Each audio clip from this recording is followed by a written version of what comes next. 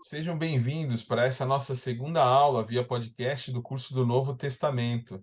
Essa segunda aula compreende os blocos de Mateus 9 a 10, Marcos 5 e Lucas 9. Nós estamos juntos aqui, eu, o Adriel, presidente do Conselho Estudantil, e a Cássia e a Bianca, que também servem no Conselho Estudantil conosco. Nós vamos ter a oportunidade de estudar mais precisamente o capítulo 5 de Marcos, e nós vamos nos concentrar nos versículos 21 a 42. Adriel, você pode começar lendo para a gente, no versículo 21? Posso. E passando Jesus outra vez num barco para o outro lado, ajuntou-se a ele uma grande multidão, e ele estava junto do mar. Olha só que interessante, a gente vai fazer algumas pausas aqui mesmo, mas o Salvador Jesus Cristo, agora os milagres do Salvador já estavam sendo conhecidos e a fama do Salvador estava sendo espalhada, né, entre todo o povo. Não diz aqui exatamente o que o Salvador estaria fazendo ali, mas certamente ele tinha algumas designações e algumas coisas que ele faria. Certamente ele deveria ensinar algumas pessoas, iria fazer outros milagres, né? Mas é interessante destacar que havia uma multidão, uma grande multidão, que agora seguia o Salvador. Ele estava ali junto de um grupo grande de pessoas que queriam ter a oportunidade de aprender com ele e de ver as coisas que ele fazia também. Bianca, continua lendo para a gente, por favor. E eis que chegou um dos principais da sinagoga, por nome Jairo, e vendo-o, prostrou-se aos seus pés, e rogava-lhe muito, dizendo: Minha filha está morrendo, rogo-te para que venhas e lhe imponhas as mãos, para que sare e viva. Ok, vamos dar uma paradinha aqui. O que aconteceu aqui, então, nesse versículo que a Bianca está lendo? O líder da sinagoga chegou até o Salvador, né? E pediu ajuda dele, porque a filha dele estava, né, entre a vida e a morte. E não é interessante, então, ou seja, Jairo, né, como a gente tem o nome dele registrado aqui, era um dos líderes da sinagoga. Vale a gente lembrar que a sinagoga era o local onde eles estudavam as escrituras, onde eles também tinham um relacionamento social ali, assim como acontece hoje nas capelas, né? A gente tem a oportunidade de não apenas aprender o evangelho, mas a gente tem um relacionamento social ali nos edifícios da igreja, né? E o mesmo se dava naquela ocasião. Jairo era um dos líderes.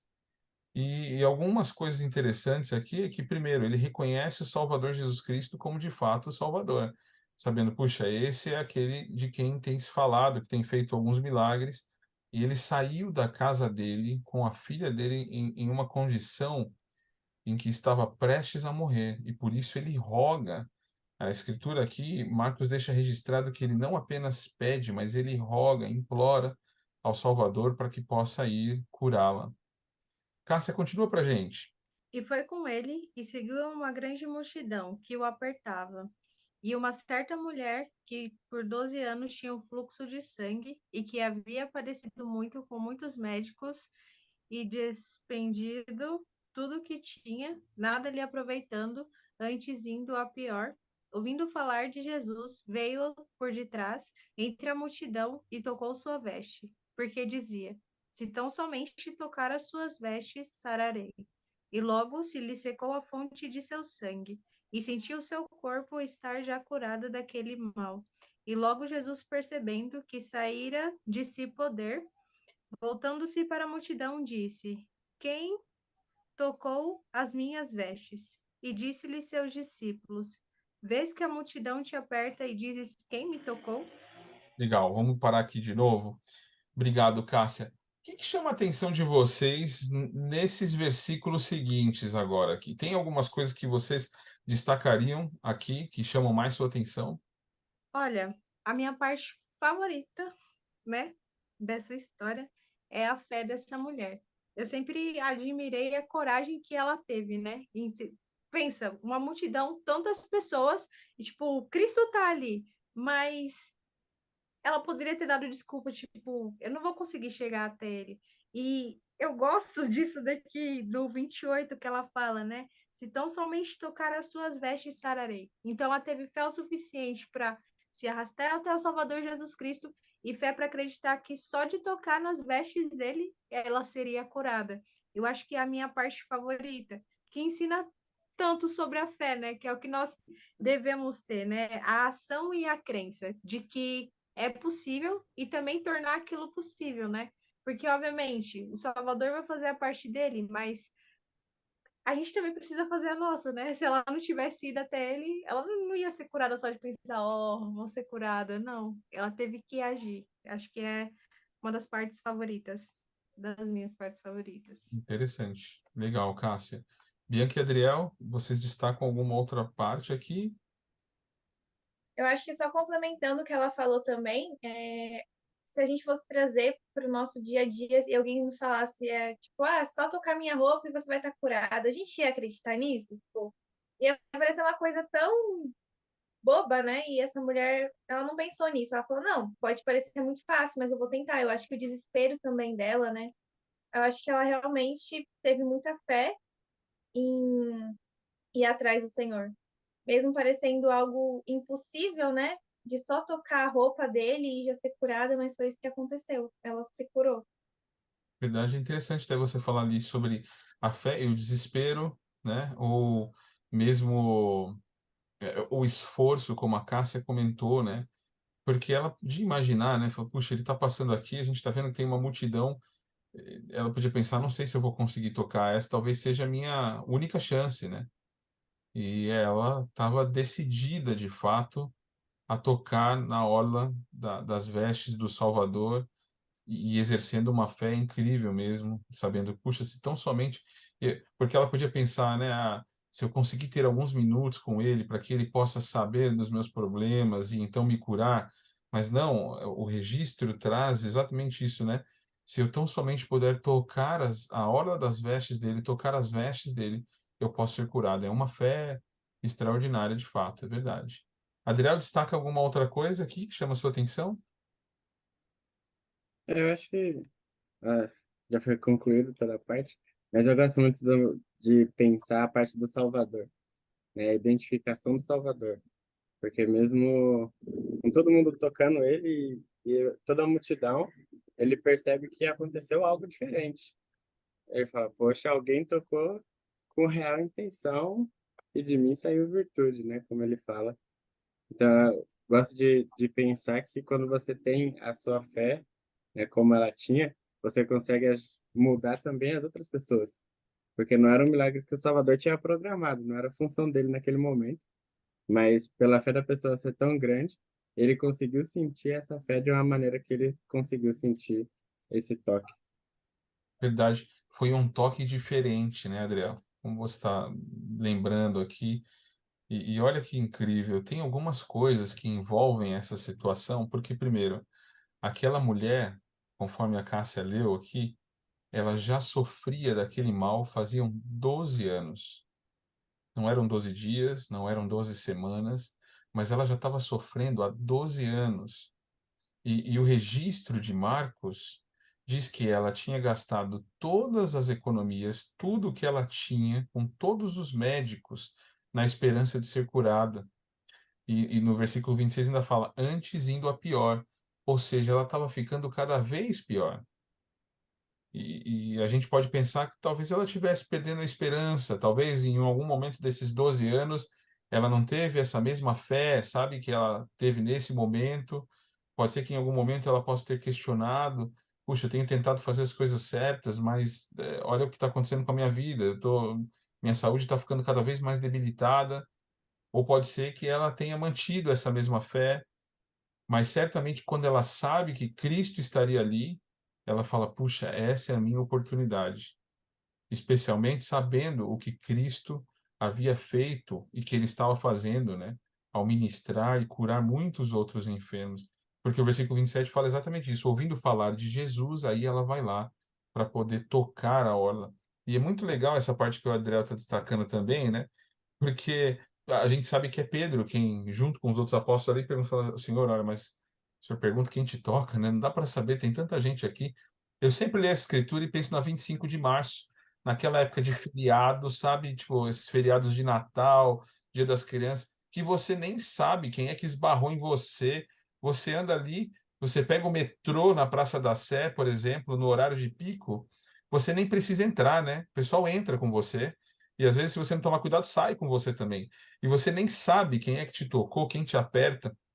Mas a diferença aqui é porque o Salvador fala: de mim saiu o poder. Não foi qualquer toque, não foi qualquer pessoa. Certamente já tinha outras pessoas que estavam esbarrando nele ao longo do caminho, mas agora ele sentiu algo diferente que saiu dele, né? E então acontece esse milagre dessa mulher agora ter a fonte secada, né? Da hemorragia que ela tinha. Não se sabe ao certo exatamente qual que era a natureza desse fluxo de sangue, mas agora ela tinha sido curada. Cássia, lê para a gente, continua lendo para a gente ali os próximos versículos.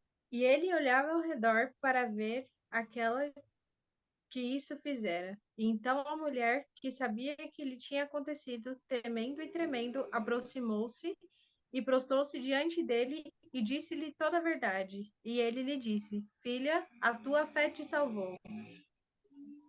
Vai em paz, ser curada deste teu mal. Excelente, vamos parar aqui. Olha só, a gente agora pode destacar algo. Ela já tinha sido curada daquela doença, porque diz ali nos versículos anteriores que a Cássia tinha lido, que a fonte secou.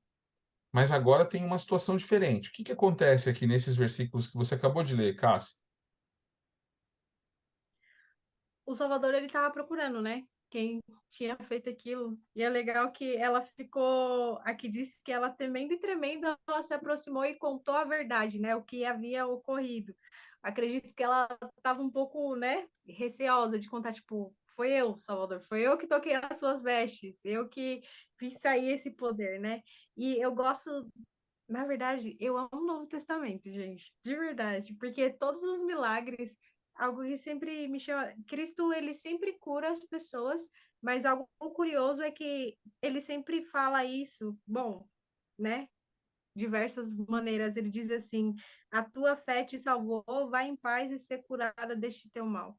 Como nada vai acontecer se nós não exercemos a fé. Então, é necessário que nós exerçamos a nossa fé no Salvador Jesus Cristo. Não tem como a gente falar, poxa, Senhor, eu quero que aconteça tal milagre, mas e a nossa fé? E foi o que essa mulher fez. E eu gosto porque ela estava com medo, mas o Senhor ele estava cheio de amor ali para ela, né? Ele foi atencioso. E uma coisa que o Adriel comentou, né? Não estava programado. Não foi um milagre programado como, não, hoje eu vou curar essa mulher. Não, ele estava indo ali porque Jairo tinha pedido ajuda, né? Então, foi um momento assim que eu tento trazer assim para os dias de hoje, né? A gente precisa também estender as nossas mãos e tocar as vestes do Salvador. Às vezes nós vamos precisar fazer esse esforço, como a Bianca falou anteriormente.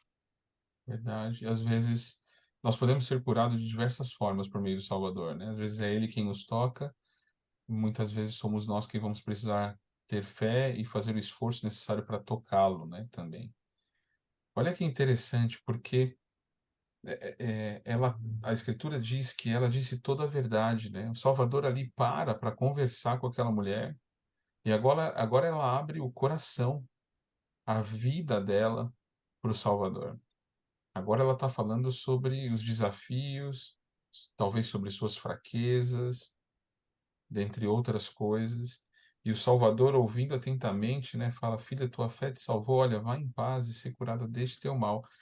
Ela já tinha sido curada do fluxo de sangue, mas o Salvador está falando aqui sobre a cura da alma, né? Sabe o que é interessante? A gente tem algumas informações adicionais que nos ajudam a ter uma compreensão melhor dessa experiência. Por exemplo, ó, a orla da veste faz referência a uma parte importante das vestimentas de um israelita.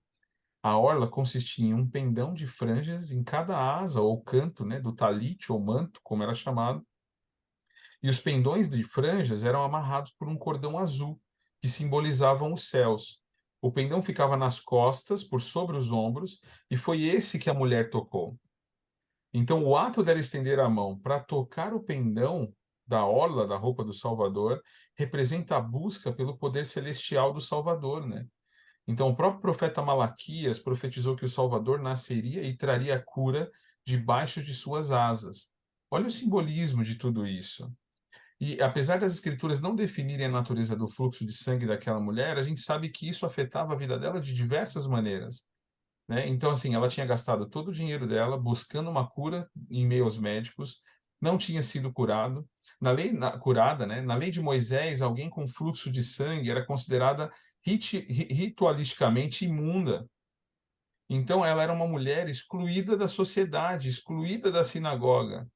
Mais do que o mal físico que ela certamente sofria pelo fato de ser alguém totalmente excluída da sociedade por pelo menos 12 anos. De alguém olhar e às vezes pensar, puxa, tá vendo aquela mulher?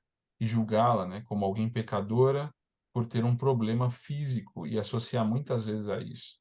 Mas agora o Salvador está dizendo, olha, não precisa sofrer com isso. A tua fé te salvou, vá em paz. Agora, lembra que a gente estava falando? Quem é que estava acompanhando o Salvador aqui mesmo? O Jairo. Jairo. E por que é que Ele, Jairo estava acompanhando? Lembram? porque é a filha dele, né, coitado.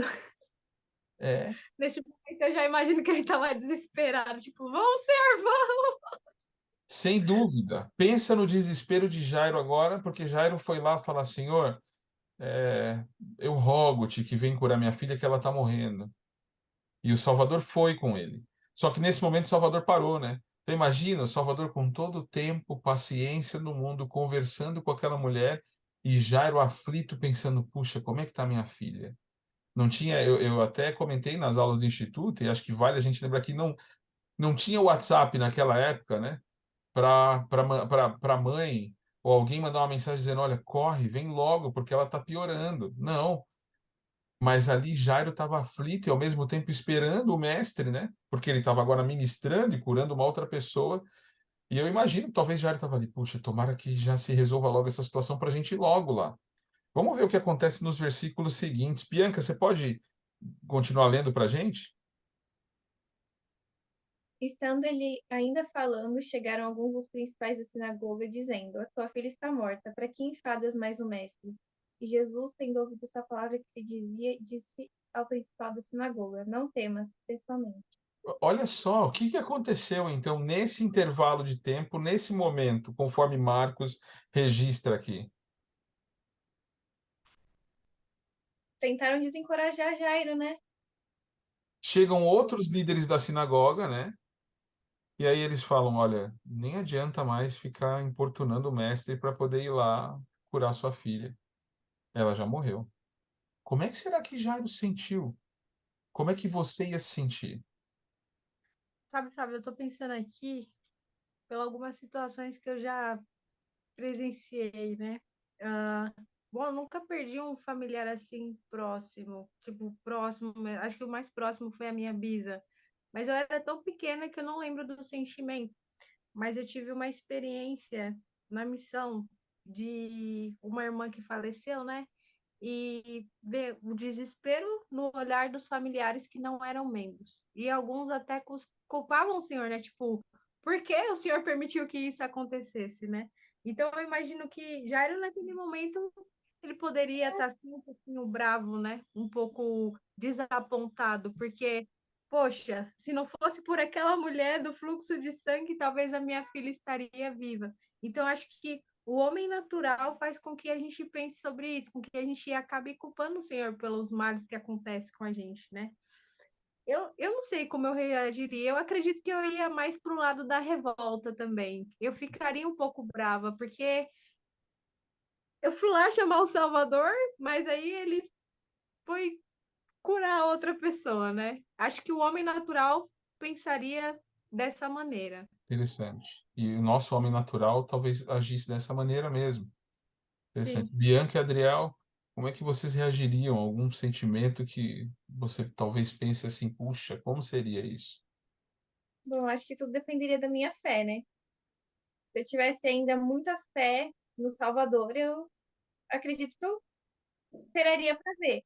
Agora, se o meu desespero falasse mais alto e a minha fé já tivesse abalada, com certeza eu ia ficar desesperada, e, tipo, não tem mais volta, sabe? Já pensar pelo lado negativo. Então, Tá?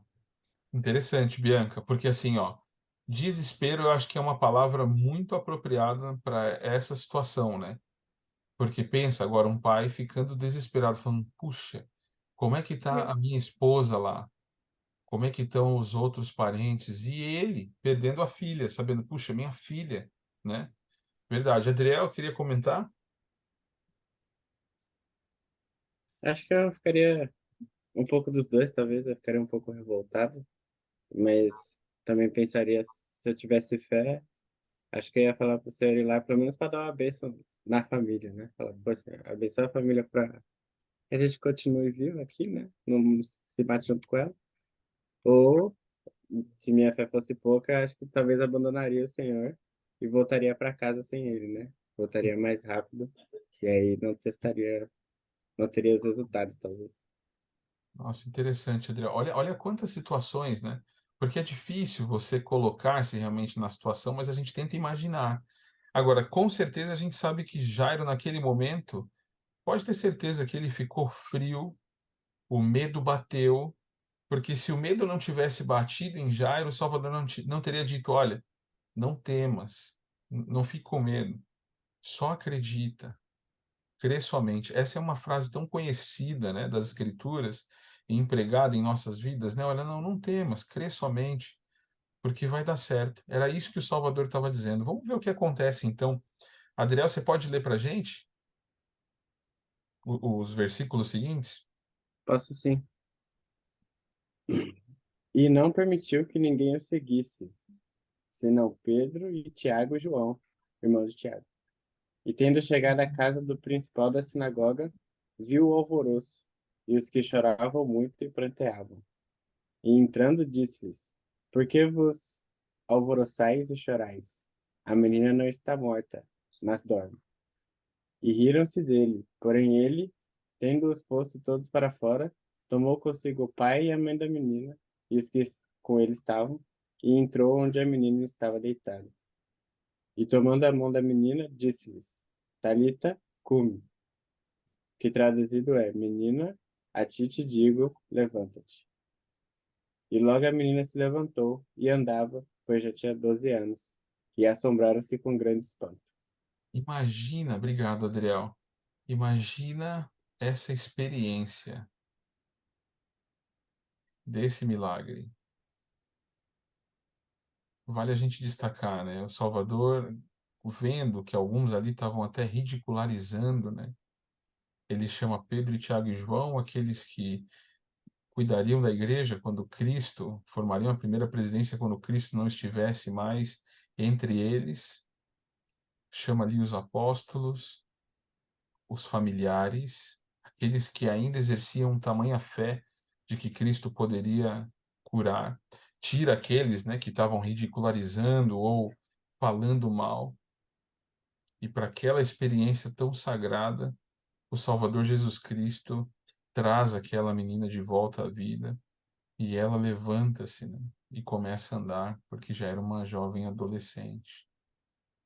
O que mais chama a atenção de vocês em todo esse processo, tanto do milagre da mulher com fluxo de sangue, de Jairo, que era um dos principais da sinagoga, né? E aí talvez alguns pudessem até ridicularizar, dizendo: olha, tá vendo, Jairo, você é uma pessoa tão importante, mas foi deixado de lado, sabe? Cristo não deu uma prioridade para você no momento que você desejou ter uma prioridade. E Cristo estava ali agora cuidando de uma outra pessoa, mas dizendo para Jairo também não temer, e depois tendo essa experiência. De modo geral, assim, se você tivesse ali junto, que sentimento vem no seu coração, assim, pensando a respeito de Cristo e desse poder dele de cura e a maneira como ele muitas vezes cura de forma inesperada?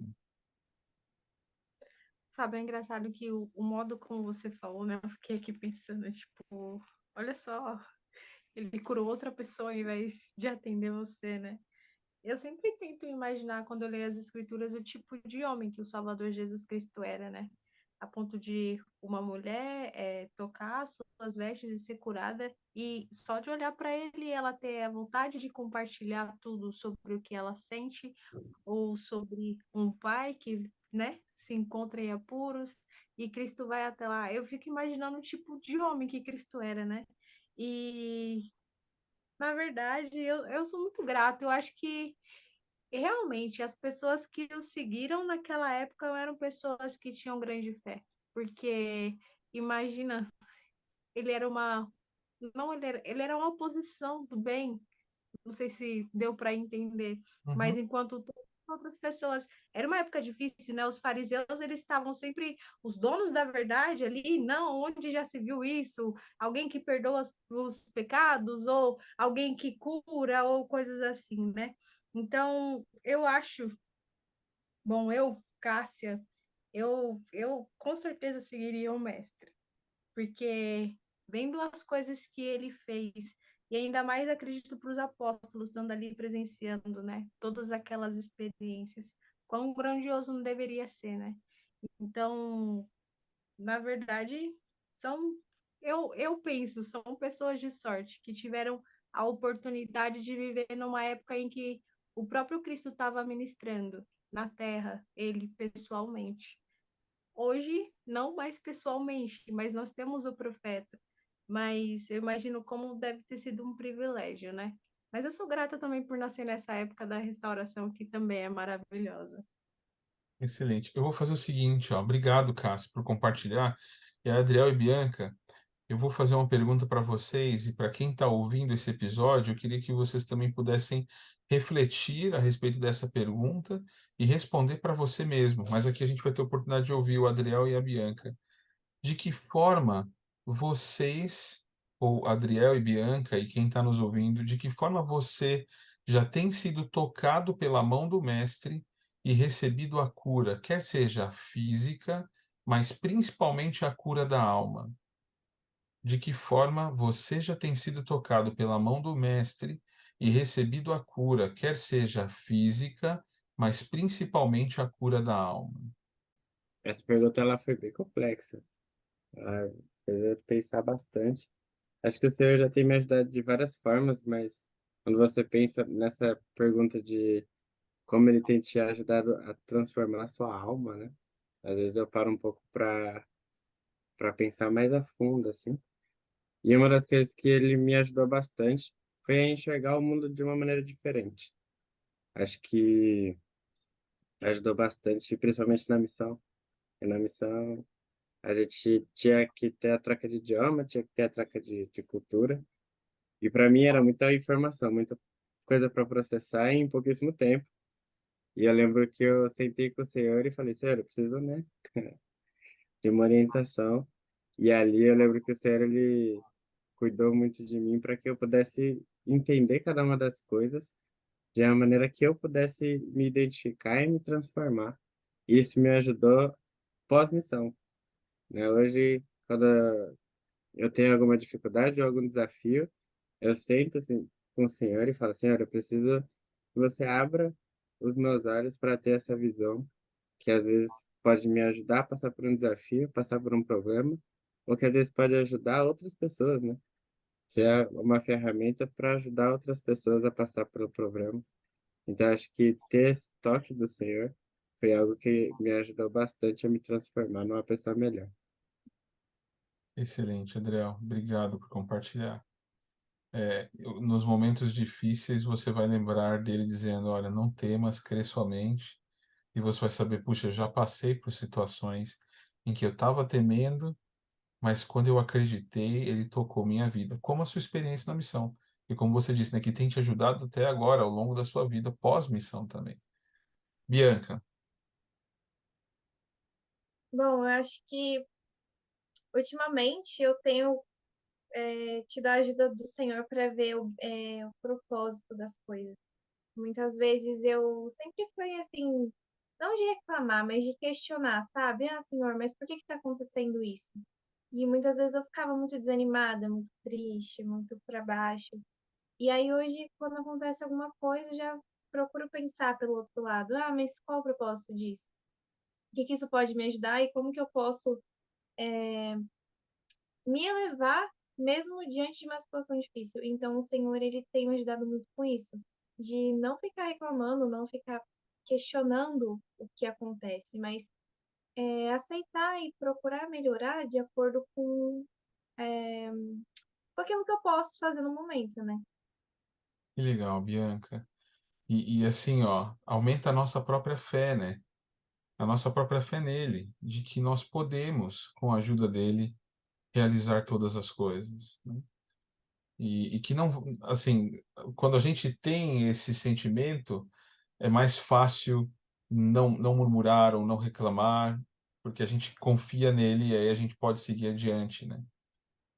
Sabe uma coisa interessante? O elder James E. Talmage, falando sobre essa passagem de escritura, ele disse o seguinte, ó: para aquela mulher, falando da mulher com fluxo de sangue, mais valiosa era a certeza de que o Salvador havia concedido o desejo de seu coração e que ela havia sido aceita por ele, do que a própria cura física. Jesus a curou física e espiritualmente e abriu para ela o caminho da salvação. Agora, falando sobre Jairo, ele diz assim, ó: é instrutivo que Jairo, um dos principais da sinagoga, estivesse com Jesus quando essa cura ocorreu. Jesus estava a caminho da casa de Jairo, onde levantaria a filha dele dos mortos. A mulher que Jesus curou provavelmente havia sido expulsa da sinagoga por causa de sua aflição. Quando Jesus a curou, ele também deixou claro a todos que estavam ali, incluindo Jairo, que era um dos líderes da sinagoga, de que ela era uma mulher e uma filha amada, uma mulher de fé e limpa de corpo e espírito. O Salvador estava nessa mesma experiência, ensinando a Jairo, dizendo: Jairo, você que conhece as Escrituras, que ensina na sinagoga, você que é um líder aqui, precisa amar as pessoas, precisa entender os desafios dela, precisa não julgá-las, precisa incluí-las, precisa dar a elas uma oportunidade de se achegarem ao Filho de Deus, né? Ao próprio Salvador Jesus Cristo. E ao terminarmos, o presidente Nelson ele diz o seguinte, ó: ao buscarmos o poder do Senhor para nossa vida com a mesma intensidade de alguém que luta para conseguir respirar quando está se afogando, teremos o poder de Jesus Cristo. Quando o Salvador perceber que verdadeiramente desejamos nos achegar a Ele, quando Ele sentir que o maior desejo de nosso coração é invocar seu poder em nossa vida, seremos guiados pelo Espírito Santo para saber exatamente o que devemos fazer. Ao nos esforçarmos espiritualmente, além de qualquer coisa que tenhamos feito anteriormente, seu poder fluirá sobre nós. Então, ao terminarmos essa aula, né, esse episódio de podcast, meu convite é que nós possamos, assim como o convite do mestre mesmo, né, não temer, mas crer somente. Crer no Salvador Jesus Cristo, no Filho de Deus, aquele que veio para nos salvar, para nos curar. Não apenas para nos salvar ou nos curar fisicamente, mas principalmente para curar a nossa própria alma, para nos trazer paz, aquele que é o príncipe da paz, que pode conceder essa paz que nós tanto buscamos em um mundo tão conturbado. E deixo essa aula, esse episódio de podcast em nome de Jesus Cristo. Amém. Amém. Amém. Obrigado pela presença e a participação de vocês. Nos vemos nos próximos episódios. Lembrem-se, você que está ouvindo esse episódio, de acessar o link na descrição, tanto do YouTube como do Spotify, para registrar que você assistiu a esse episódio, a fim de que nós possamos registrar sua presença, tá ok? Obrigado, pessoal. Tchau, tchau. Até mais.